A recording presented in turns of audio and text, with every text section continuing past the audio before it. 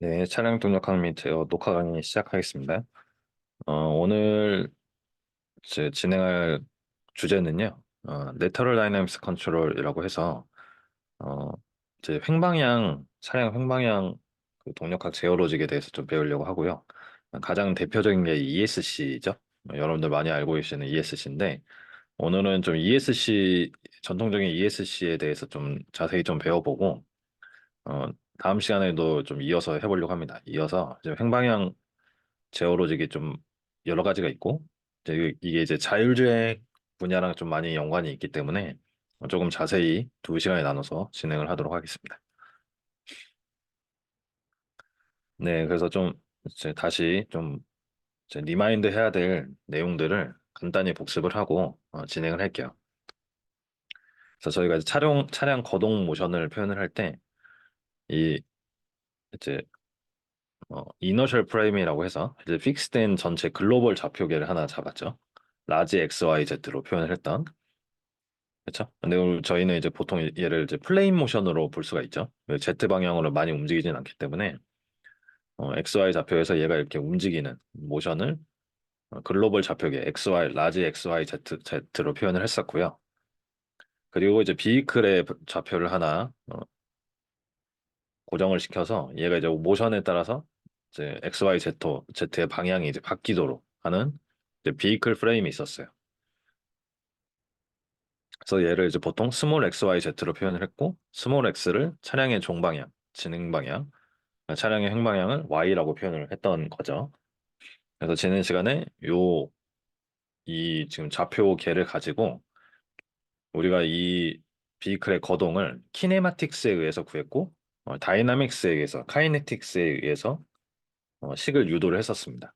그래서 키네마틱스는 힘과 연관되어 있지 않고 기하학적으로 얘의 모션을 이제 묘사를 하는 거죠. 여기 이제 예를 들면 이제 비클의 헤딩 앵글을 이제 풋사이로 표현을 했는데 이 풋사이나 이제 차량 속도 벡터 값과 등등을 이용을 해서 얘의 모션을 이제 묘사를 하는 수식들을 이제 유도를 한 거예요. 반면에 이제 키네마틱스로 가면 카이네틱스로 가면 이제 F는 ma라는 이제 뉴턴 제2 법칙을 이제 제일 많이 이용을 하는데 얘의 거동을 일으키는 힘을 이제 타이어 폴스로 표현을 했죠. 그죠? 얘의 거동을 일으키는 타이어 폴스로 힘들을 표현한 뒤에 이 힘들로부터 얘의 모션이 이제 유도가 됐을 거다라는 거로부터 이제 진행을 한 거죠. 카이네틱스는. 그래서 뭐 키네마틱스 여러 가지를 배웠는데 일단 얘가 이제 조향각이 있어요. 그렇죠? 그래서 우리가 이제 전륜 조향 차량을 보통 가정을 하기 때문에 얘가 이제 우회전을 한다 그러면 이 곡률 반지름이라는 개념이 있고 그리고 이제 바깥륜이 있죠. 전륜에서 이제 바깥쪽 휠. 그래서 얘는 이제 지금 우회전 상황이라서 이제 레프트 휠이 바깥륜이 돼서 델타 O가 되는 상황이고요.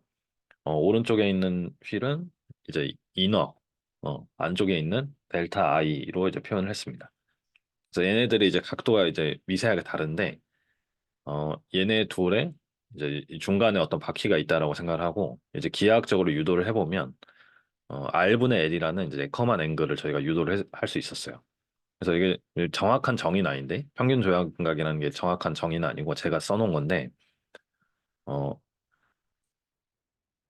요런 이제 반지름 R을 가지고 CG까지 반지름을 이제 R이라고 하고 얘네들의 반지름이 다 다르잖아요. 그죠? 외륜까지의 반지름과 이 내측륜까지의 반지름이 모두 다른데 이 CG까지의 반지름을 이제 R이라고 했으면 요 R을 기준으로 우리가 이제 에커만 앵글이라는 걸 정의를 할 수가 있었다라는 거죠. 그래서 이 R분의 L 얘를 좀 기억을 해주시고요. 얘는 그러니까 기하학적으로 결정이 되는 애예요. 얘가 이제 어떤 코너링을 하고 있을 때 얘의 특성을 딱 정의를 해줄 수 있는 어떤 각도라는 거죠. 그리고 어 우리가 이제 자전거 모델 얘가 이제 굉장히 중요합니다. 이게 이거 자전거 모델보다 훨씬 복잡한 모델도 많은데 여러분들이 지금 이해를 하기 위해는 내터럴 다이내믹스를 이해를 하기에는 이 자전거 모델을 기억을 하는 게 가장 좋아요. 그래서 이제 자전거 모델이라는 거는 원래 네 바퀴인 차량을 두 바퀴, 앞뒤에 한 바퀴, 앞에 한 바퀴, 뒤에 한 바퀴만 이제 가정을 해서 구하는 거기 때문에 이제 좌우에 배분이 되는 어떤 물리적으로 발생할 수 있는 그러한 좌우에 발생할 수 있는 예를 들어서 웨이트 시프팅이라든가 롤 다이나믹스는 없다고 가정을 하는 거죠. 그리고 휠이 아까 에커만 앵글 구할 때처럼 이 비이클 센터 라인에 고정이 돼 있다라고 가정해서 요 차량을 이렇게 이제 오른쪽과 같이 묘사를 하는 거예요. 그래서 바퀴가 앞뒤로 하나만 있다라고 가정을 하면 이 전륜에서 나오는 폴스가 타이어 폴스가 있고 후륜에서 나오는 타이어 폴스가 있고 CG가 있고요. CG에서 속도 벡터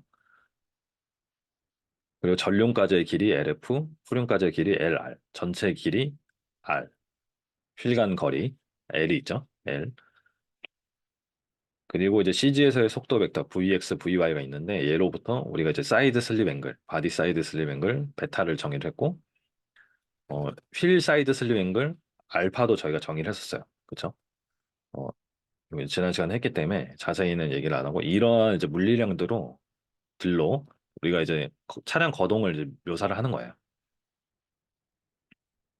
그래서 필수 용어 정의 우리가 알아야 되는 오늘 수업을 나가기 위해서 반드시 알아야 되는 거. 그렇죠? 아까 이제 차량 헤딩 앵글이 풋사이였는데 풋사이 다시 이렇게 요레이스로 표현이 됩니다. 그리고 사이드 슬립 앵글, 바디 사이드 슬립 앵글을 VX분의 VY, VX분의 VY 얼마나 횡으로 미끌렸냐? 그러니까 우리가 차량을 일반적으로 표현할 때는 앞으로 가는 속도만 표현을 하는데 우리는 이제 다이나믹한 상황을 얘기를 하잖아요. 그러니까 횡방향으로 이제 조금씩 미끄러지는 그 속도를 이제 VY로 반드시 묘사를 해줘야 되고 코너링 상황에서는 얘가 이제 굉장히 도미넌트하죠. VY가. 그리고 이걸로부터 또 이제 알파 R 이 각 바퀴가 이제 미끄러지는 횡으로 미끄러지는 휠 횡슬립 각이 있어요. 이게 굉장히 중요합니다. 이해를 봐주셔야 되고 이제 유도를 하다 보면 이제 베타로 이제 표현이 되고 베타나 요레이스로 그리고 델타 이 전륜 조향각이 지금 전륜 조향 상황이기 때문에 후륜 조향이 아니라 그래서 알파 F에는 이 델타가 보이는 상황이에요. 그래서 이제 카이네틱스 지난 시간에 하는 카이네틱스에서 우리가 키네마틱스는 힘이 필요 없지만 어, 카이네틱스는 힘의 영향이 필요하잖아요. 그래서 레터럴 모션에서 힘을 어떻게 표현을 해주냐? 결국에는 타이어 폴스를 가져와야 돼요. 모션을 만들어내는 힘이 그러니까 엔진 힘이 아니라 타이어로 전달된 힘이잖아요. 그래서 횡방향 타이어 폴스를 묘사를 하기 위해서 이런 모델을 저희가 도입을 하죠. 그래서 우리가 종방향 힘도 어떤 이제 종방향 계수 얘랑 ECF랑 ECF랑 다른데 여기다가 이제 종방향 휠 슬립률을 곱하면 그 리니어 종방향 타이어 모델이 있었어요. 그렇죠? 우리가 롱기튜디널 다이나믹스로 가보면 횡방향도 마찬가지로 리니어한 영역이 있어요. 그래서 거기서 이제 횡방향 타이어 강성을 정의를 할 수가 있고 얘는 이제 횡슬립 각에 이제 비대하는 형태로 타이어 힘이 나오게 됩니다. 그래서 이러한 이제 리니어 레터럴 타이어 모델을 저희가 도입을 합니다. 식을 유도하기 위해서 카이네틱스를. 근데 앞에서 이제 알파 F랑 알파 R을 구했잖아요. 그래서 요거를 이제 대입을 해주고 요식을 가지고 이제 전개를 하는 거죠. 그래서 어, 포스 밸런스식 뉴턴 제이법칙과 지금 오일러 제이법칙이라고 하는데 모멘트 밸런스식을 사용을 해서 보시면 이제 CG를 기준으로 이제 요레이시 발생을 하는데 이 요레이스를 발생시키는 애는 요 힘이라는 거죠. 횡방향 힘. 그래서 이렇게 이제 모멘트함 곱해서 이 결과가 나오고 그리고 우리가 이제 그때 이제 빵 위에 파리 모션을 묘사하면서 어, 키네마틱스를 굉장히 길게 설명을 드렸잖아요. 그래서 그거는 이제 지금 오늘 강의 자료에는 없는데 F는 MA에서 AY 성분을 이렇게 이제 그렇게 길게 유도를 해서 얻은 게 요거였어요. 그래서 이거를 여기다 넣어주고 요 두 식을 이제 전개를 함으로써 어, 이제 바이스클 모델을 전개를 했죠. 그래서 차량 속도 지금 현재 코너링 상황에서 앞으로 가는 VX의 속도는 많이 안 바뀔 거다라는 가정하에 베타 닷이랑 요레이슬, 감마 닷을 이제 구할 수가 있다. 최종적으로 얻은 다이나믹스가 요거죠. 그래서 여러분들이 이걸 보자마자 바로 이해하기는 어려워요. 이해하기는 어렵고 이런 것들은 이제 한번 유도는 한 번씩만 해보고 음, 이제 바이시클 모델이라는 게 있는데 얘가 이제 횡방향 거동을 묘사를 하는구나. 그리고 어, 요레이과 베타라는 다이나믹스로 이제 이 횡방향 거동을 묘사할 수 있구나. 그리고 얘를 제어에도 활용을 할 수 있겠다. 이렇게 생각을 해주시면 돼요. 그래서 이 모델 식들을 보시면 VX는 이제 느리게 변한다고 이제 가정을 할 수가 있기 때문에 거의 상수 취급을 하는데 문제는 이제 다른 애들은 다 상수라는 거죠. 사실 CFCR도 뭐 실시간으로 바뀌는 값이라고 하는데 이제 느리게 바뀐다고 가정을 하면 어, 이 전체 시스템은 델타 F 이건 이제 운전자가 주는 조향각으로부터 결정되는 애인데 전륜 휠 조향각이 입력인 선형 시불변 시스템을 해석이 가능하다는 거예요. 그렇죠? 그래서 우리가 이제 제어에 많이 활용을 할 수 있고 스테이트 스페이스봉으로 바꿔서 활용을 할 수도 있고 그렇죠? 그래서 오늘 배울 이제 ESC도 얘랑 이제 많이 연관이 있죠. 얘로부터 이제 컨트롤 로우를 유도하기도 하고 바이스클 모델이 굉장히 중요하다. 차량 동력학 분야에서. 그래서 이제 컨트롤로 한번 가볼게요. 오늘 이제 메인 주제인. 그래서 일렉트로닉 스테빌리티 컨트롤. 얘가 이제 내터럴 다이나믹스 컨트롤이 또 여러 가지가 있는데 어 이제 다른 걸 이해하기 전에 ESC를 먼저 좀 이해를 해주셔야 돼요. 그래서 ESC에 대해서 좀 자세히 하려고 합니다. 오늘. 그래서 ESC라는 건 이제 많이 들어보셨겠지만 일렉트로닉 스테빌리티 컨트롤이라고 해서 이게 대표적인 이름인데 이게 차세 제어 장치예요. 차량 자세 제어 장치. 그래서 이제 왼쪽 아래쪽에 있는 그림에서 일반적으로 이렇게 코너링 할 때의 상황을 봐요. 지금 차가 진행하는 방향이 이건데 요렇게 이제 진행을 하면 이제 잘 코너링 하는 건데 차가 이제 어떠한 이유에 의해서 어, 돌아가려고 한다. 그러니까 내가 이제 의도한 방향으로 운전자가 일반적으로 이렇게 컨트롤을 할 수가 있는데 어, 갑자기 이제 언스테이블한 상황이 돼서 이제 노면이 뭐 이제 블랙 아이스가 있거나 예를 들면 너무 빠르게 이제 진행을 하는데 의도한 대로 이렇게 차가 못 갈 수가 있어요. 그렇죠? 그래서 그때 제가 첫 시간 때 이제 오버스티어, 언더스티어 이 개념을 간단히 말씀을 드렸었는데 그래서 오버스티어가 났다. 날려고 한다. 그러면 이 ESC는 이제 브레이크 폴스를 운전자가 밟는 브레이크 폴스 이외에 이제 추가적인 어떤 브레이크 폴스를 작용을 시켜서 이 모멘트를 작동을 시켜줘요. 차가 오른쪽으로 돌아갈 시계 방향으로 돌아가려고 하면 반시계 방향으로 모멘트를 주는 거죠. Z 방향 모멘트를 줍니다. 그러면 운전자가 의도한 대로 이제 가는 거예요.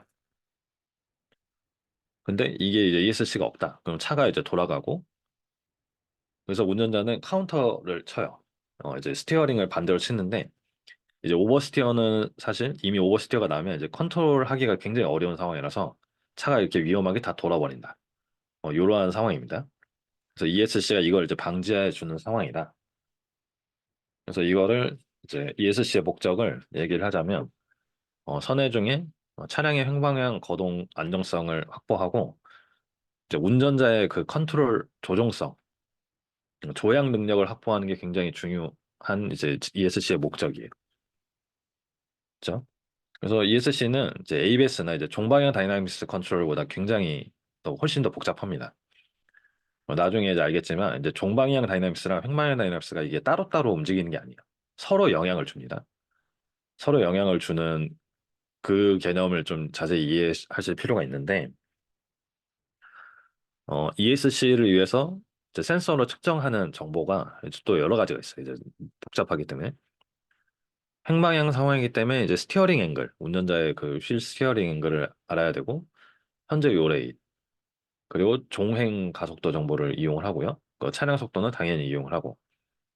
그래서 이 요레이 차가 이제 얼마나 이렇게 Z축을 엄지손가락을 했을 때 차가 어 이제 시계 반시계로 돌아가는 그래서 그 요레이를 이제 양산 차량에서 측정을 할 수가 있기 때문에 이 정보를 이용해서 얘가 이제 행방향 거동 안정성을 확보하도록 하는 거죠. 그래서 액추에이터는 주로 이제 브레이크를 사용을 하는데 엔진 토크 또는 이제 전기차면 이제 구동 모터 토크를 이렇게 줄여주는 방향으로. 그게 결국에는 브레이크 폴스를 증가시키는 거랑 어, 이 구동 토크를 감소시키는 게 이제 같은 효과가 있죠. 그러니까 엔진의 경우에는 이제 반응 속도가 느려서 좀 문제가 있지만 일반적으로는 이제 같은 효과예요. 이제 우리가 동력화 측면에서는 어, 같은 효과를 가진다. 그래서 이제 둘 다 쓰는 상황이고요. 이제 엔진 토크의 경우에는 토크 리덕션만 사용을 한다. 저희는 이제 브레이크 제어에 대해서 위주로 말씀을 드리려고 합니다. 그래서 예전에 제가 이 과목 소개를 할 때 언더스티어나 오버스티어 개념을 간단히 말씀을 드렸었어요. 그거를 잠깐 리마인드를 한번 해볼게요. 직접 운전해서 우회전하는 상황을 일단 가정을 해볼게요. 그래서 이제 일반적으로 그러니까 이게 이제 다 일반적인 상황이죠. 여러분들이 운전하고 다니면 이게 막 차가 미끌리고 ESC가 터지고 이런 상황 거의 없어요. 그냥 일반적인 상황에서는. 그래서 이게 아무 문제 없을 때는 이렇게 운전자가 의도한 대로 이렇게 조정성을 잃지 않고 잘 패스를 따라간다는 거죠. 그런데 언더스티어라는 개념은 의도한 대로 나가지 못하고 이렇게 이제 바깥으로 밀려 나간다. 이렇게. 그래서 이거는 어, 내가 실제로 의도한 조향보다 덜 꺾였다. 그쵸? 차가 이렇게 더 돌아가야 되는데 덜 꺾였다. 그래서 이거를 이제 언더스티어라고 얘기를 하는 거고, 앞바퀴가 우리가 이제 슬립을 나는 걸 생각해 보면, 알파 F가 알파 R보다 더 큰 상황이에요. 그러니까 슬립이 더 커져서 앞바퀴가 접지력을 먼저 잃는 상황이다. 그래서 이런 거는 이제 전륜구동 차량에서 주로 발생을 하고, 전륜구동 차량에서는 어, 슬립이 더 잘 나잖아요. 전륜이. 반면에 이제 오버스티어는 내가 의도한 조향보다 더 꺾이는 상황, 이렇게 돌아가는 상황. 그래서 이거를 이제 오버스티어라고 하고, 이 경우에는 이제 뒷바퀴가 슬립이 더 먼저 나서 그립을 잃는 상황인 거죠. 그렇죠? 이런 상황이에요. 그래서 주로 후륜구동 차량에서 발생을 한다. 그래서 ESC 제어는 제가 사실 요거 이제 상식적으로 이해할 때 이거는 사실 우리가 차량 동력화 배우지 않아도 알 수 있는 부분이에요. 예를 들어서 내가 지금 이번에 이제 좌측 선회하는 상황인데 어, 오버스티어가 났다. 그 얘기는 요렇게 더 돌아간다는 얘기잖아요. 그렇죠? 그럼 어떻게 해야 되냐면 이 방향으로 모멘트를 줘야 돼요. 요 모멘트. 우리는 모멘트라는 용어를 쓰잖아요. 이제 기계공학과 동력학을 하면.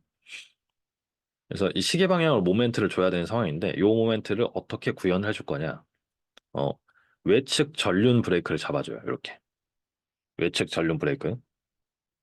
그러면 그러니까 이거는 이제 제어기가 주는 추가 브레이크예요. 운전자가 브레이크를 밟지 않아도 추가 브레이크를 주면 순간적으로 차가 이렇게 모멘트가 발생을 하고 오버스티어가 방지가 된다는 거죠. 그래서 뒤쪽에서 이게 이제 왜 하필 외측 전륜이냐라는 것도 이제 저희가 공부를 할 거예요. 그러니까 외측 후륜에다 줘도 이제 똑같이 모멘트를 줄 것 같은데 왜 외측 전륜에 주냐? 이것도 이제 오늘 강의를 들으면 이해를 하실 수가 있습니다. 반대로 이제 언더스티어 상황에서는 반시계 방향으로 모멘트를 더 줘야 되니까 내측 후륜에 브레이크 포스를 더 준다. 그래서 오늘은 이 어떤 원리로 얘를 주냐, 즉, 이 브레이크 펄스를 얼마나 줘야 되냐에 대한 이게 굉장히 간단해 보이는데 얼마나 줘야 되냐 이게 이제 우리가 엔지니어 입장에서 고민해야 되는 부분이죠. 정량적으로 얼마만큼 줘야 되냐. 요거를 좀 자세히 한번 이해해 보도록 할게요. 그래서 차량 ESC 이제 여기 밑에 보시면 이제 보시에서 공개한 보시가 이제 차량 제어기의 어떤 바이블 같은 회사라서 공개한 이 보시 로직을 좀 공부하다 보면 전체적인 그러니까 다른 회사에서도 이제 보시 로직을 많이 모방하는 경우가 많습니다. 그래서 보시라는 회사를 좀 기억을 해주실 필요가 있고요. 차량 제어 입장에서는.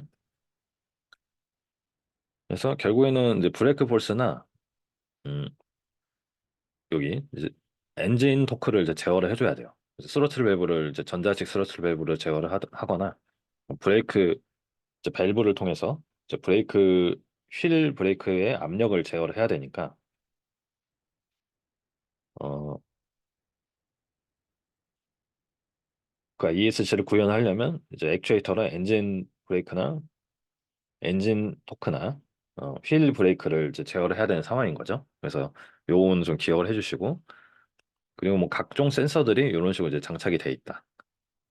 그렇죠? 그래서 보통 이제 ESC 제어하면 이제 두 가지 제어 접근법이 존재를 해요. 우리가 이제 제어를 하면 레퍼런스 값을 받아서 제어 입력을 계산을 하고 그 제어 입력을 액추에이터에서 넣어서 시스템의 프로세스를 바꾸는 거잖아요. 그러면 제어를 하려면 어떤 물리량을 제어를 할 건지를 결정을 해야 돼요. 그렇죠? 그래서 이제 ESC의 경우에는 이제 두 가지가 있는데 대표적으로 요레이스를 기반으로 제어를 하는 방법이 있고 슬립각, 어, 베타, 사이드 슬립 앵글 기반으로 제어하는 방식이 있어요. 근데 보시면 요레이스는 양산 차량에서 측정이 가능하고 사이드 슬립 앵글은 양산 차량에서 측정이 불가능하다는 거죠. 그래서 이제 이 두 방식이 이제 다 장단점이 있는데 저는 이제 이번 강의에서는 이제 요레이 기반 제어 위주로 이제 말씀을 드리려고 합니다. 사이드 슬립은 사실 측정 불가하기 때문에 옵저버 같은 걸 써야 돼요. 이제 우리가 이제 학부 제어 과목에서도 이제 배우신 분도 있고 안 배우신 분도 있는데 이 컨트롤러 말고 옵저버라는 개념이 있어요. 우리가 이제 잴 수 없는 물리적인 스테이트를 모델을 이용해서 추정을 하는 거죠. 그래서 이 옵저버 부분은 좀 어렵기 때문에 이번 내용은 좀 어, 제쳐두고 1번 이제 양산차량에서 측정 가능한 요레 기반 제어 위주로 좀 설명을 드릴게요. 그래서 요레 기반 제어기에 ESC 제어기에 이제 기본적인 플로우를 말씀을 드리면 먼저 이제 목표 요레이트를 계산해요. 얘가 안정적인 자세를 유지하기 위한 목표 요레이트를 계산해주고 그리고 그 요레이트를 이제 달성하기 위한 요 모멘트 MZ라고 했죠. Z 방향 모멘트를 계산을 해줘요. 그리고 그 모멘트를 내기 위한 이제 휠 브레이크 폴스를 압력을 계산을 해준다는 거죠. 그래서 이제 제가 이제 그림을 그려보면 이렇게 됩니다. 그래서 요 1번, 2번, 3번 단계고요. 그래서 제가 한번 설명한 적 있지만 이제 모든 제어기는 사실 상하위 제어기가 있어요. 어댑티브 크루즈 컨트롤도 이렇게 생겼었잖아요. 그렇죠? 어떤 중간 단계 물리 이제 목표 값을 이 상위 제어기에서 계산해주고 최종 액추에이터 입력은 이제 하위 레벨 제어기 또는 이제 액추에이터 레벨 제어기라고 얘기를 하는데 이런 식으로 되고 또 이제 요구 브레이크 압력을 내는 브레이크 제어기가 또 밑에 있겠죠. 근데 저희는 2단계까지만 일단 얘기를 해볼게요. 너무 하위 레벨까지는 얘기하지 않고. 그래서 요 한 단계 한 단계 좀 이해를 해볼 필요가 있고, 제가 이제 계속 강조를 하지만, 이러한 전체 일련의 제어 성능을 향상시키는 거는 요 레퍼런스를 어떻게 주냐가 제일 중요해요, 사실. 왜냐면 요즘 액추에이터 성능이나 이런 게 너무 좋아서, 어, 목표 값을 못 따라가는 경우는 없거든요. 액추에이터 입장에서. 거의 없어요. 특히 전기차로 오면서. 그래서 오늘 저희도 이 목표 요레이스 어떻게 줄 거냐. 요거에 이제 좀 초점을 맞춰서 강의를 준비를 했습니다. 그 다음에 이게 ESC가 생각보다 굉장히 복잡해서 이제 자세히 들어가면 저희가 좀 사전 지식으로 알고 있어야 되는 게 꽤 많아요. 그래서 그 중에 하나가 요 타이어 힘 특성인데요. 요거를 좀 설명을 한번 해볼게요. 그래서 우리가 이제 ESC를 하든 ABS를 하든 결국에는 브레이크 힘 제어를 하잖아요. 그렇죠? 근데 이 브레이크 힘 제어를 통해서 얻고자 하는 게 뭐냐? 결국에는 타이어 힘을 제어하기 하는 거예요. 이 타이어 힘을 제어를 해야 그러니까 브레이크 힘이라고는 하지만 타이어가 이렇게 종방향으로 힘을 더 내도록 해서 모멘트를 구현을 하는 거잖아요. 그죠? 그래서 이 타이어 특성을 알아야 되는데 그래서 이제 책에서는 이제 맥시멈 그립이라고 얘기를 해요. 그러니까 타이어가 종방향이든 횡방향이든 얼마나 이 힘을 버틸 수 있냐. 미끄러지지 않고. 그래서 보통 FX는 이제 가속이랑 제동 성능 관련이고 종방향. FY는 이제 코너링 성능 관련이잖아요. 그죠? 횡력을 내려면. 근데 이 FX랑 FY가 서로 커플링이 되어 있어요. 이게 이제 좀 어려운 부분인데 먼저 이 그래프를 한번 볼게요. 그래서 지금 X축이 여러분들이 아시는 람다 종방향 슬립률이고 Y축이 원래는 FX만 저희가 표현을 했었죠. FX만. 그래서 FX 보시면 이렇게 람다에 따라서 초반에 어, 비례하다가 이렇게 이제 바퀴가 잠기거나 휠 슬립이 커지면서 이렇게 줄어드는 종방향 힘이. 근데 횡력도 같이 한번 그려봤어요. 얘는 이제 종방향 아이템인 줄 알았는데 슬립률이 증가함에 따라서 횡력도 이렇게 줄어든다는 거죠. 그러니까 우리가 이제 종방향, 횡방향을 완벽히 이제 인디펜던트하게 볼 게 아니라 어, 종방향, 횡방향 특성을 같이 봐야 된다는 거예요. 그리고 한 가지 요인이 더 있는데 요 알파 있죠. 그러니까 사이드 슬립 앵글. 사이드 슬립 앵글이 증가함에 따라서 FY는 이렇게 증가하고 근데 반면에 알파 증가에 따라서 FX는 줄어들죠. FY가 증가하는데 FX가 줄어들어요. 이거는 그러니까 사이드 슬립 앵글이 저 알파 작을 때 얘기입니다. 그러니까 알파가 엄청 증가하면 이제 횡력도 줄어드는데 그래서 이걸 해석을 어떻게 할 거냐? 횡 슬립 각의 증가, 알파의 증가는 이 바퀴 하나를 봤을 때 저 슬립 각 범위라면 알파가 이제 한 10도 미만이라고 하면 횡방향 힘의 증가로 이루어진다. 그렇죠? 그다음에 횡방향 힘의 증가는 어, 증가가 일어나면 종방향 힘의 감소로 나타난다는 거죠. 그러니까 내가 이제 횡력을 증가시켰는데 오히려 제동력이나 견인력, 이 맥시멈 그립 측면에서 얘가 제동력, 견인력은 감소한다는 거예요. 그래서 이러한 이제 똑같은 현상을 다른 그림으로 한번 더 말씀을 드리면 이 프릭션 서클이라는 게 있습니다. 프릭션 서클. 굉장히 중요한 거. 그래서 이거 보시면 이번에는 X축이 FX고 이제 Y축이 FY. 그러니까 종방향 힘과 횡력의 관계. 그래서 보시면 이게 이제 타원처럼 생겼어요. 타원처럼. 그래서 사이드 슬립 앵글에 따라서 이게 달라지긴 하지만 중요한 게 FX를 증가시키려고 하면 같은 상황에서 FY는 감소를 한다는 서로 커플링이 되어 있다는 거죠. 그래서 이게 이제 기계학 공학에서는 이제 모어원이라는 게 있잖아요. 모어 서클.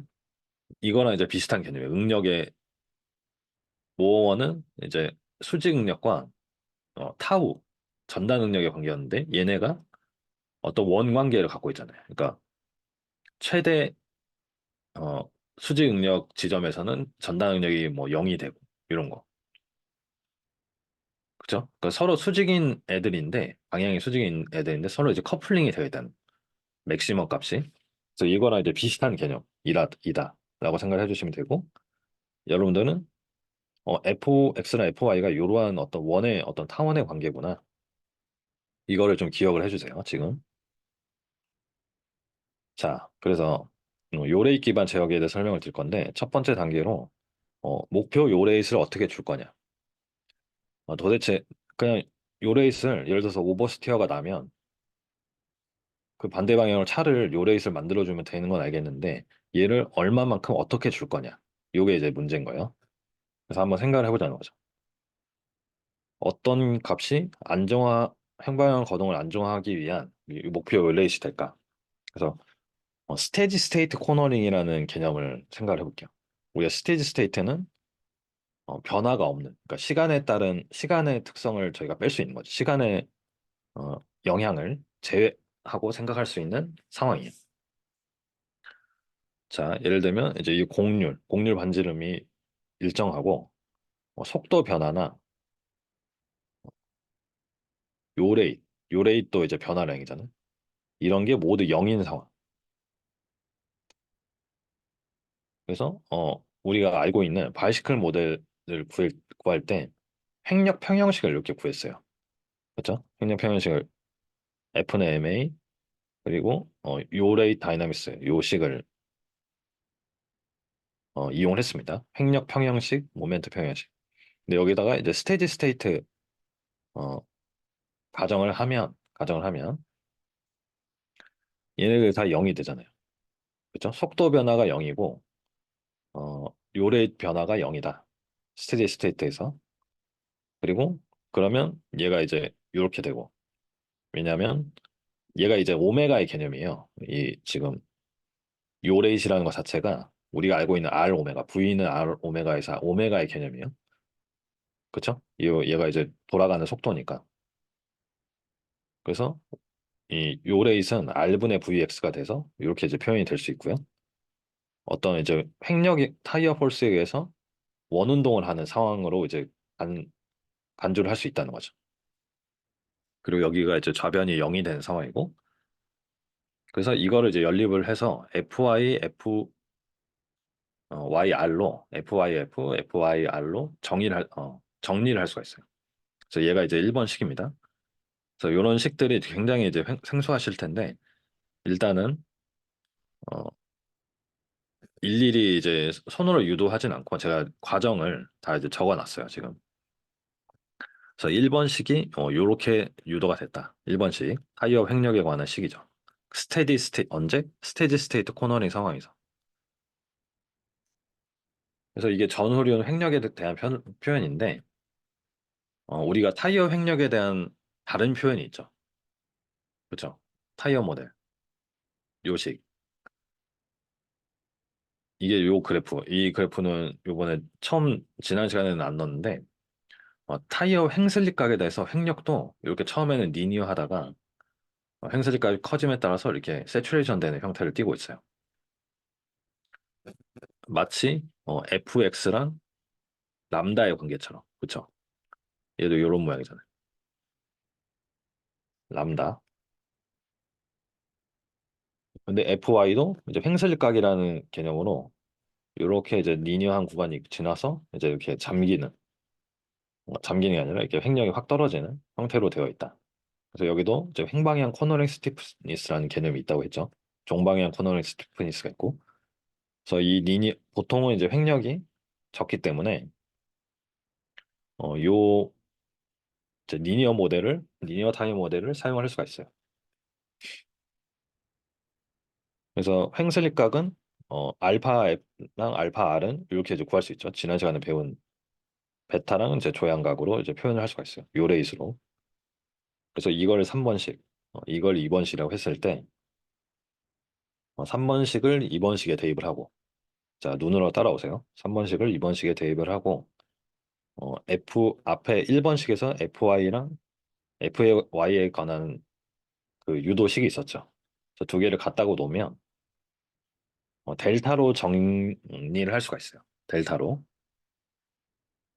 시간이 있으실 때 한 번씩 한번 유도를 해보실게요.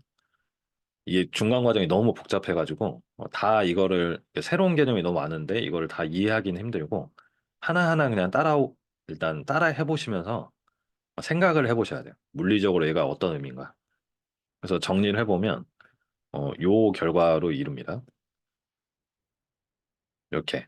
그래서 이게 이제 앞장에서 구한 게 뭐냐? 스테이트 코너링을 유지하기 위한 휠 조향 각도는. 그러니까 이게 무슨 말이냐? 요거. 그리고 요게 이제 이거. 이 부분이 되게 유명한 말이에요. 그러니까 KV라고 정의를 하는데 얘가 이제 언더스티어 그라디언트라고 해서 자동차 하시는 분들이 굉장히 많이 쓰는 말이에요. 그래서 얘는 뭐냐면 여기 있는 값들 보세요. 보면 차량 매스 그리고 CG에서 후륜까지의 거리, CG에서 전륜까지의 거리, 그 전체 전후륜 간 거리, 그리고 타이어 횡 강성, 횡방향 강성, 코너링 스티프니스 강성 다 이제 하드웨어 파라미터는 그렇죠. 하드웨어적으로 결정될 수 있는 파라미터라서 이 KV라는 애를 따로 이제 정의를 하고 얘는 보통 뭐라고 어떻게 얘기를 하냐면 언더스티어냐 오버스티어냐 이 특성을 결정을 해요. 차량의 이 하드웨어 파라미터가. 저 자동차 회사에서는 얘가 이제 언더스티어 특성이 나도록 보통 튜닝을 한다. 요거는 상식적으로 알고 계시면 좋아요. 왜냐면 차량이 오버스티어 특성 이 값들을 막 조정을 해가지고 오버스티어가 나게 만들 수가 있어요. 근데 그렇게 만들어 버리면 운전자 입장에서 컨트롤을 하기가 어렵다. 보통 그렇습니다. 오버스티어는 조정하기가 어렵다, 운전자가. 근데 이제 언더스티어 특성이 나도록 해놓으면 운전자가 차가 덜 꺾이면 그 더 꺾는 카운터를 주면 차가 스테이블하게 조정이 돼요. 그래서 이런 것도 알아두면 굉장히 좋습니다. 그래서 한번 생각을 해볼게요. 요 위에 식을 가지고 아까 스테디 스테이트 코너링은 만약에 R이 이제 일정하다고 하면 R 일정하다고 하면 요레 변화나 이제 어 이제 가속도 발생 없이 속도 변화 없이 안정적으로 그냥 코너링을 할 수 있는 상황이에요. 현재 속도에서. 근데 이걸 유지하기 위한 운전자의 휠 조향 각도라는 거죠. 그렇죠? 그래서 만약에 KV가 0이다. 요게 0이라는 게 무슨 상황일까? 그냥 운전자가 현재 조향각을 그대로 놔두면 된다. 이렇게 되는 거예요. 그러면 안정적인 코너링을 할 수가 있다. 그래서 이거를 오버스티어도 아니고 언더스티어도 아닌 뉴트럴 스티어라고 얘기를 합니다. 뉴트럴 스티어라고 얘기를 해요. 근데 만약에 KV가 0보다 작은 상황은 뭘까? 한번 생각해 볼게요. 여기 얘가 음수야. 그리고 이 앞에 VX 제곱이 곱해져 있죠. 그러면 어떻게 되냐면 차량 속도가 빨라지잖아요. 내가 이렇게 이제 코너링을 하고 있어. 이렇게 코너링 하고 있고 이게 반지름이 R이야. 근데 차량 속도가 빨라질 수 있잖아요. 속도가 만약에 빨라지려고 하면 얘는 얘가 이제 음수니까 차량 속도가 빨라지면 조향각을 줄여야 되는 거야. 왜냐면 차량 속도가 빨라짐에 따라서 얘가 저절로 이렇게 돌아가는 모션을 취한다는 거죠. 그래서 이게 이제 KV가 0보다 작게 설계가 됐다는 거는 얘가 이제 오버스티어 특성을 가지는 거고 속도 제곱에 따라서 조향각을 줄여주지 않으면 얘는 이렇게 돌아버릴 거예요, 차가. 그게 이제 오버스티어 특성이 있는 거예요. 그러니까 KV 값으로 그거를 정할 수가 있다. 반대로 KV가 0보다 크다. 그러면 얘는 여기가 양수잖아요. 얘가 양수. 그러면 차량 제곱에 따라서 속도 제곱에 따라서 조향각을 계속 늘려줘야 돼. 안 그러면 얘가 이제 바깥으로 이렇게 튕겨 나간다는 거. 덜 꺾여서. 이해가 되죠? 그러니까 이거는 이제 굉장히 간소화된 식이긴 하지만 일반적으로 이 KV라는 값으로 언더 특성, 오버 특성을 정할 수가 있다는 거예요. 하드웨어적으로. 그래서 이 KV의 정의를 일단 받아들여 주시고 우리는 지금 목표 요레이트를 구하는 과정이에요. 이게 중간에 설명해야 될 개념이 많아서 중간중간에 설명을 하고 있고 그 다음에 이게 이제 그래서 이제 조향 특성인데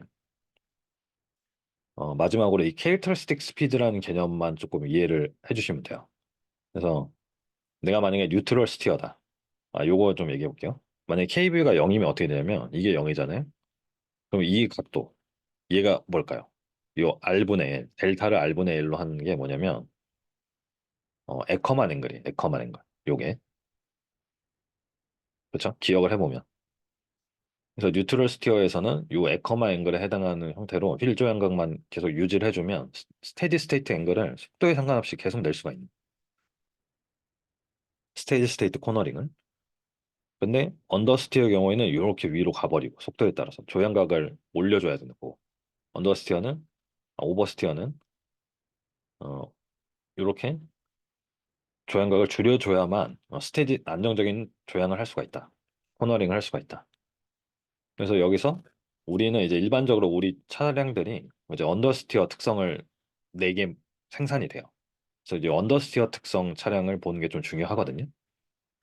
그래서 차량 속도에 따라서 이렇게 2차식으로 조향각을 계속 늘려줘야 되는데 그렇게 하다 보면 이제 에커만 앵글의 두 배가 되는 상황이 있어요. 내 필요 조향각이. 그래서 이때의 속도를 이제 V 캐릭터리스틱이라고 합니다. 자, 특성 속도. 이게 또 굉장히 또 유명한 말이에요. 조향에서의 특성 속도.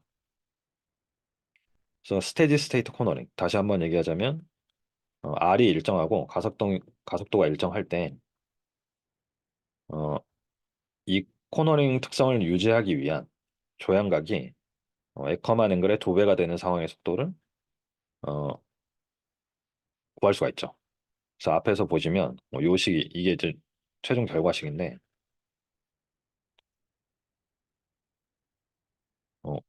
얘가 여기 오른쪽에 있는 애가 R분의 L이 되면 되잖아요. 그쵸? 전체 조향각이 어, R분의 L 곱하기 두 배가 되는 상황이니까. 그래서 얘가 R분의 L이 되면 요 식이 유도가 되고 그때의 속도가 이제 Vx가 V 캐릭터스틱이니까 그래서 요 식이 된다. 됐죠? 그 다음에 이게 이제 스테디 스테이트 코너링 유지를 위한 휠 조향각에 대한 다른 표현이 되는 거예요. 그죠? 그래서 이 식 자체는 간단한데 얘가 굉장히 심오한 의미를 갖고 있잖아요. 그래서 얘가 뭔지를 그때그때 생각을 해주시고 그다음에 우리가 구하려고 했던 거는 행방향 안정화 목표 요레이트였어요. 그래서 스테디 스테이트 코너링 이 상황에서의 요레이트 표현은 어, 이 V 캐릭터스틱을 이용해서 이렇게 표현할 수가 있습니다. 왜냐하면 어, R분의 VX 그렇죠? 요 식을 정리하면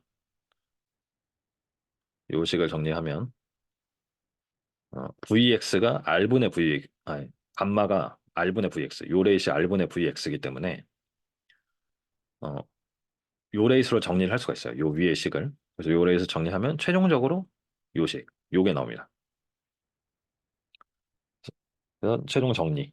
그러니까 중간에 좀 다른 지식들을 많이 설명을 드렸는데 목표 요레이스는 우리가 스테디 스테이트 코너링 상황을 가정을 했고 이거를 유지하기엔 요레이 값을 특성 속도라는 개념을 도입을 해서 유도를 한 거예요. 그래서 이 값을 보면 내 현재 조향각에 따라서 요렛을 증가시켜 줘야 되고, 그쵸? 스테디 스테이트 코너링을 유지하기 위해서는. 그 다음에 현재 차량 속도에 따라서도 또 요렛을 증가시켜 줘야 되고, 그리고 L은 이제 차량 길이니까 이제 기하학적으로 결정되는 값이고, 차량 특성 속도가 또 있다, 그쵸? 얘는 이제 KV에 의해서 결정되던 애였죠. 그래서 이거를 실제로 우리가 ESC 제어를 위한 목표 요레이 값으로 많이 사용을 해요. 됐죠? 그래서 요 식이 이제 굉장히 중요하겠죠. 그래서 이 요레이트를 우리가 대충 이 코너링에서는 요 정도 요레이트를 줘 이렇게 숫자적으로 결정을 할 때 완전히 차량 동력학 기반으로 이제 수식을 저희가 유도를 한 거예요. 그러니까 굉장히 의미가 있는 수식이죠. 그래서 이거를 좀 설명을 해주시고 어, 다음 주 그 대면 강의 때 제가 좀 더 설명을 드릴게요. 이게 좀 어려운 내용들이 많아서. 그래서 이 목표 요레이트를 이것도 되게 중요한 내용인데 이 목표 요레이트이 어떻게 유도가 되는지 한번 생각을 해볼게요. 프랙티컬 이슈. 얘는 중요한 게 해당 목표 요레이 값은 노면 상태나 타이어 마찰 특성을 전혀 고려하지 않았죠. 예를 들어서 내가 어, 그냥 드라이 아스팔트를 지나갈 때는 요 값이 문제가 없어. 근데 똑같은 상황인데 똑같은 속도, 똑같은 곡률 반지름, 똑같은 코너링 상황인데 노면만 아이스로 바뀌었어. 마찰력이 너무 작은 아이스로 바뀌었다고 생각해 보면 어, 이렇게 그냥 계산된 목표 요레이시 아이스에서는 굉장히 클 수가 있다는 거예요. 왜냐하면 마찰 지금 한계가 있기 때문에 얘를 따라갈 수가 없잖아요. 그리고 타이어도 이제 윈터 타이어가 있고 썸머 타이어가 있으면 윈터 타이어가 마찰 특성이 훨씬 크잖아. 그래서 그 맥시멈 그립이라는 개념을 좀 생각해 보면 이 요래 목표 요래 값은 지금 우리가 유도를 할 때 이런 노면 상태나 마찰 특성을 고려를 안 했기 때문에 어 기하학적으로 계산이 된 거죠. 다이나믹스나 기하학에서 의해서 이제 결정되는 안정적인 값이기 때문에 결국에는 어 보정을 해줘야 돼요. 그래서 다시 한번 설명하자면 아이스 위에서의 목표 요레이트는 드라이 아스팔트 위에서보다는 줄어야 되죠, 일반적으로.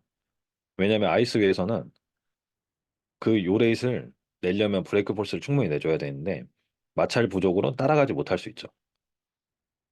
그러면 목표 요레이트를 못 따라가니까 운전자가 조향을 더 줘요. 얘가 이제 차가 돌아가니까 그 반대 방향으로 조향을 더 주고 그럼 조향각에 따라서 목표 요레이트는 더 커지고 그게 이제 언스테이블한 상황이 되는 거죠. 그래서 굉장히 위험하다. 차라리 목표 요래 값을 보정을 해서 조금만 보정을 해주자. 이렇게 이런 이제 전략이 필요하게 되는 거죠. 그래서 실제로 ESG 로저은 훨씬 더 복잡한데 어 우리가 모델 기반 옵저버 같은 거 아까 잠깐 언급을 했었는데 현재 노면 마찰 계수나 사이드 슬립 앵글 등 우리가 센서로 잴 수 없는 정보를 좀 추정을 해요. 간접적으로 추정을 한 다음에 목표 요레이트를 보정을 하거나 이제 요 모멘트를 보정하는 데 사용을 한다는 거죠. 그래서 이제 이 횡방향 제어를 좀 깊게 연구를 하시는 분들은 이런 거를 다 이 방향으로 계속 들어가는. 그래서 제가 예전에 이제 석사를 할 때도 이제 차량 능력 하시는 분들은 이런 식으로 이제 사이드 슬립 앵글을 이제 추정을 하거나 이제 마찰 계수를 추정하는 연구들을 많이 수행을 했어요. 그래서 얘를 제어에 반영을 해주고. 그래서 여기까지가 이제 목표 요레이트를 추정하는 부분이었고 생성해주는 부분. 그래서 목표 요레이트이 이제 생성이 됐으면 이게 이제 거의 메인이었어요. 목표 요레이트를 달성하기 위한 현재 감마가 목표 요레이트를 달성하기 위한 이제 코렉티브 요 모멘트를 계산하는 거죠. 근데 현재 요레이트를 우리가 양산 차량 센서에서 굉장히 높은 정확도로 측정을 할 수가 있어요. 그래서 어, 이거를 이제 현재 정보를 알고 기 때문에 피드백 제어를 가능하고 이 부분은 그렇게 어렵지가 않아요. 목표 요레이트를 정확하게 주는 게 중요하지. 이 부분은 말하자면 그냥 PI 제어기를 써도 되고, 그렇죠? 에러 값도 있고 측정되는 값도 있기 때문에 어, MZ를 계산할 수가 있어요. 근데 또 중요한 게 여기서 이제 코렉티브 요 모멘트라고 하는데 현재 이미 MZ가 있는데 그것보다 더 크거나 더 줄이는 방향으로 MZ를 줄 수가 있죠. 그래서 그 값을 이제 계산을 쉽게 할 수가 있다. 그래서 문헌 같은 거 찾아보시면 굉장히 간단해요, 이거는. 그러니까 이거를 이제 복잡하게 좀 성능을 좋게 해서 할 수도 있는데 이제 개념 자체는 간단하다. 이렇게 말씀을 드릴 수가 있겠고요. 그다음에 MZ가 결정이 됐어. 코렉션 MZ. 여기서 현재 상황에서 더 추가로 해야 되는 MZ가 계산이 되면 예를 들어서 이게 이제 MZ죠. MZ 요 CG 중심으로 줘야 된다. 그러면 이게 이제 MZ라고 하면 제가 얘기했죠. 일반적으로 이제 휠 브레이크 폴스 세 번째 단계 휠 브레이크 폴스를 결정할 때는 어떤 바퀴에다가 힘을 줄지를 전략이 이제 정해져 있어요. 아니면 좀 더 사실 이거를 이제 뭐 다른 바퀴들의 분배를 할 수가 있기 때문에 좀 더 최적화할 수는 있긴 한데 일반적으로만 말씀을 드릴게요. 그래서 오버스티어 상황에서는 외측 전륜을 잡는다고 했어요. 지금 그래서 여기다 이제 브레이크 폴스를 더 주는데 이거는 사실 기하학적으로 결정이 돼 있죠. 이 힘이 주는 이제 모멘텀의 길이가 정해져 있고 차량 디멘션에서 그리고 이 FX가 주는 디멘션이 또 정해져 있잖아요. 그래서 MZ로 표현을 할 수가 있어요. 여기 앞에 걸리는 힘, 어, 오른쪽 힘, 그리고 여기다 이 길이를 곱하면 모멘트가 나오잖아요. 그렇죠? 모멘트 나오고 이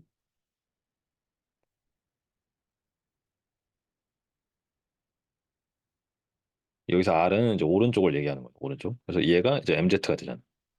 이런 식으로 평형식을 그냥 세워보면 그래서 이런 식으로 이제 쉽게 구할 수가 있기 때문에 여기는 이제 조향각도 들어가야 되긴 하는데 조향각 그냥 간단히만 적을게요. 그래서 이제 기하학적으로 답이 정해져 있는 문제다. 얼마나 브레이크 압력을 줄 건지 MZ가 결정돼 있기만 하면 그래서 얘는 오버스티어 상황에서 외측 전륜 브레이크에 압력을 더 주고 언더스티어 상황에서는 내측 후륜 브레이크에 제어를 한다. 됐죠? 그래서 요거를 한 번만 더 생각을 해볼게요. 우리가 이제 오버스티어 상황에서 외측 전륜을 제어를 한다고 했는데 생각을 해보면 그냥 브레이크 모멘트를 주는 게 목적이면 여기다 줘도 되잖아요. 후륜에다가 그쵸? 후륜에다 줘도 되는데 왜 외측 전륜을 줄까? 그거를 한번 생각할 필요가 있어요. 그러니까 뭐 둘 중에 아무거나 해도 상관없나? 이렇게 생각할 수도 있는데 이거는 아까 얘기했던 타이어 횡력 특성을 같이 고려를 해야 돼요. 아까 볼까요?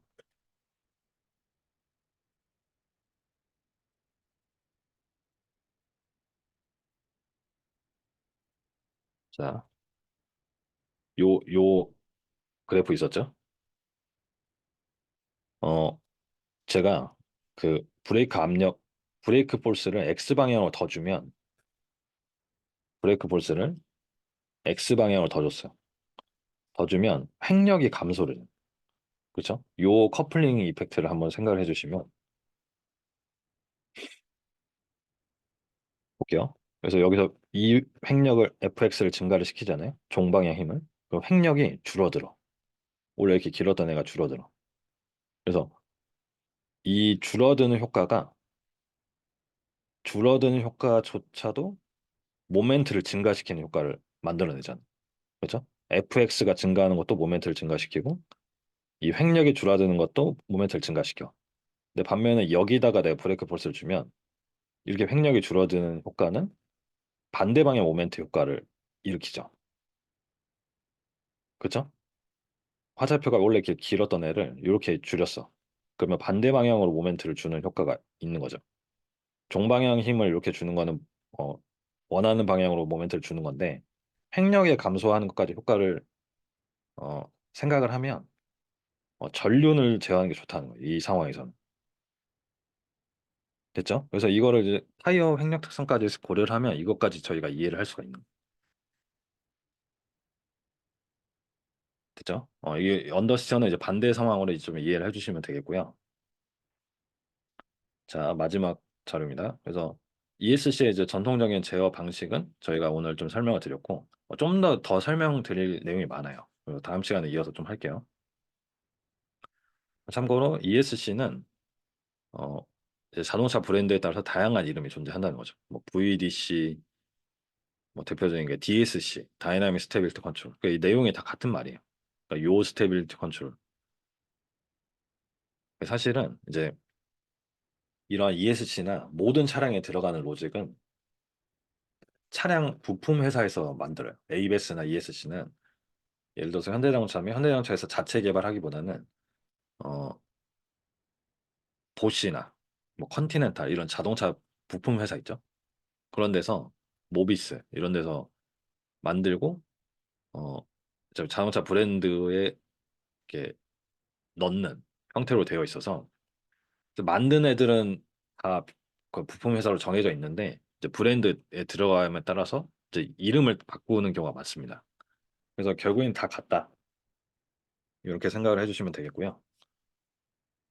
그리고 요거는 그냥 상식적으로 알아두면 좋은데 여러분들이 타고 운전을 하신다고 하면 타고 다니는 ES 어, 차가 2010년대 이후에 만약에 생산이 됐다 그러면 거의 ESC가 장착돼 있을 거예요. 거의 100%.